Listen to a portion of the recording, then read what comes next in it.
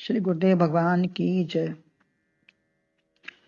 श्रीमद् भगवद गीता के 8वें अध्याय के 28वें श्लोक में अंतिम बता रहे हैं भगवान, अंतिम श्लोक में, कि भगवत प्राप्ति कैसे हो। जीवन रहते हमको भगवत प्राप्ति होगी, तभी अंत समय में भी संभव है। मृत्यु के समय कैसे हो? जीवन रहते हुए प्राप्ति हुई है तो अंतिम समय में भी होगी। इसका अर्थ है परम धाम पाना। यह अनुभूति का विषय है। स्वयं अपने को जानना है, कहीं चलकर जाना नहीं है। अंत समय में भी गीता तभी सुनोगे जब धारण करोगे, या भगवत प्राप्ति भी तभी होगी जब हमने जीवन भर सुना है, उस पर विचार किया है, उसको चाहा है, जिज्ञासा है हमारी, तभी हम अंतिम समय में भी सुनना चाहेंगे। जब जीवन में सुना कभी हो भी सकता है कि कोई शब्द ऐसा बैठ जाए, अतः निषेध तो नहीं है। अंतिम समय में ही सुना अगर और कोई शब्द ऐसा बैठ गया तो सुनना चाहिए, लेकिन हम सुनना तभी चाहेंगे कि जब हमारा विचार है उसमें। तो निषेध नहीं है कि उस समय ना सुने, परंतु जीवन में ही अवश्य सुनो, समझो उसको। एक सज्जन के प्राण छटपटा रहे थे। 5 दिन से मृत्यु शैया पर बड़ी कठिनाई से श्वास ही भर रहे थे, बहुत परेशान थे। पूज्य माता जी ने 15वां अध्याय सुनाकर ओम तत्सदित जैसे ही कहा, सोई वो चले गए, प्राण उनके निकल गए। अतः सब कुछ संभव है, वह इसीलिए रुके थे। अब उपसंहार में कहते हैं, इदम विदित्वा योगी। उपसंहार में 28वां श्लोक है, वेदेषु यज्ञेषु तपःसु चैव दानेषु यत् पुण्य फलम प्रतिष्ठम अत्येति तत्सर्वमिदं विदित्वा योगी परम स्थानमुपैति चाद्यम।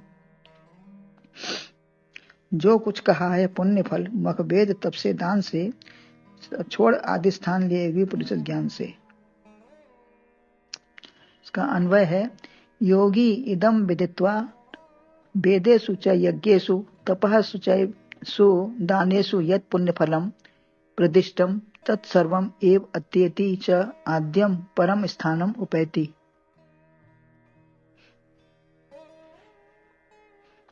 योगी महापुरुष इसे दक्षिणायन, उत्तरायण मार्ग या परमात्म तत्व को कोई भी मार्ग से इसको परम तत्व को प्राप्त करके तथा दोनों मार्गों के विषय को जानकर अध्यात्म, अधिभूत, अधिदेव, ब्रह्म, कर्म व अंतिम समय में कैसे प्राप्ति करते हैं, वह सब जानकर उक्त भाव से वेदों में, यज्ञों में, तपों में, दान में जो कुछ पुण्य फल कहा है उन सबको पार कर जाता है योगी पुरुष। ये सब जानकर जो भी संसार में जो भी ये सब वेदों में, तपों में सब कहा गया है, वो सब जानकर योगी उनसे पार हो जाता है।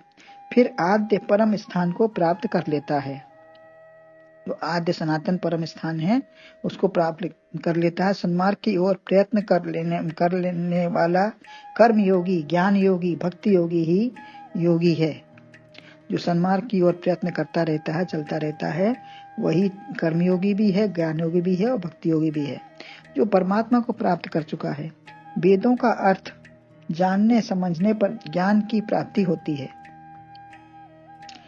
वे वेदों से अपने अपने भावानुसार कर्म, वासना व ज्ञान प्राप्त करते हैं। वेदों के द्वारा जो इसको जानना चाहते हैं वो अपने अपने भावों के अनुसार उसका ज्ञान प्राप्त कर लेते हैं। इन सबको पढ़ने, पढ़ाने, अनुभव, उपदेश से जो भी फल प्राप्त होता है या कहा गया है, अनेक प्रकार के उनसे फल प्राप्त करता है और उसको ज्ञान प्राप्त हो जाता है। अनेक प्रकार के यज्ञ भी होते हैं, सात्विक या कामना पूर्ति वाले। समस्त यज्ञों का फल तप भी मानसिक, शारीरिक व वाचिक तप है। तप भी 3 प्रकार का है, मानसिक, शारीरिक व वाचिक। व्रत, सेवा, शुश्रूषा, शरीर को आराम न देते हुए तपाया। जो अब न किया तप में, माने कि व्रत किया, सेवा की, किसी की शुश्रूषा की, तो हमने अपने शरीर को नहीं देखा, उसको आराम नहीं दिया, दूसरे के काम में लगे रहे, तो ये सब तप है। किसी की सेवा, पूजा, अर्चा कुछ भी करें, उनसे जो भी फल होता है, वाणी के तप से मन, वाणी पवित्र होती है। वाणी को हमने बहुत संभाल के बोला, जरूरत के अनुसार बोला, मौन रहे, तो ये वाणी इससे पवित्र होती है। इस लोक में सुख व परलोक में भी ब्रह्मलोक की प्राप्ति होती है इन सब तपों से। अतः इन सब का पुण्य फल है। दान से अन्य औषधि विद्या किसी को कुछ भी आवश्यकता अनुसार देना दान है। जिसके पास जो है या जिसको जरूरत है उसे देना, उसके फल में योगी उसमें अटकता भटकता नहीं है। अगर वो किसी को कुछ योगी दे रहा है तो उसमें अटकता भटकता नहीं है कि ये मैं क्यों दे रहा हूँ, इसको क्या वो है, क्या फल मिलेगा, ऐसा कुछ नहीं। जो जरूरत है सो दे दिया। सबको खिलाकर जो सुखानुभूति आत्मा में होती है वही पूर्ण सुख है। वास्तव में खुद खाने से सुख संतोष नहीं मिलता, दूसरे के खिलाने से ही सुख संतोष मिलता है। कोई सोचता है कि हम ये देंगे वह मिलेगा, हम ये देंगे तो वह मिलेगा, ऐसा नहीं। न करने से यह भी ठीक है, परंतु यहाँ कहते हैं कि सब कुछ करते हुए भी वो फलों को पार कर जाता है। तो वास्तव में योगी होता है, विचारशील होता है, वो इन सब फलों में नहीं अटकता भटकता, इन सबको सोचता ही नहीं है।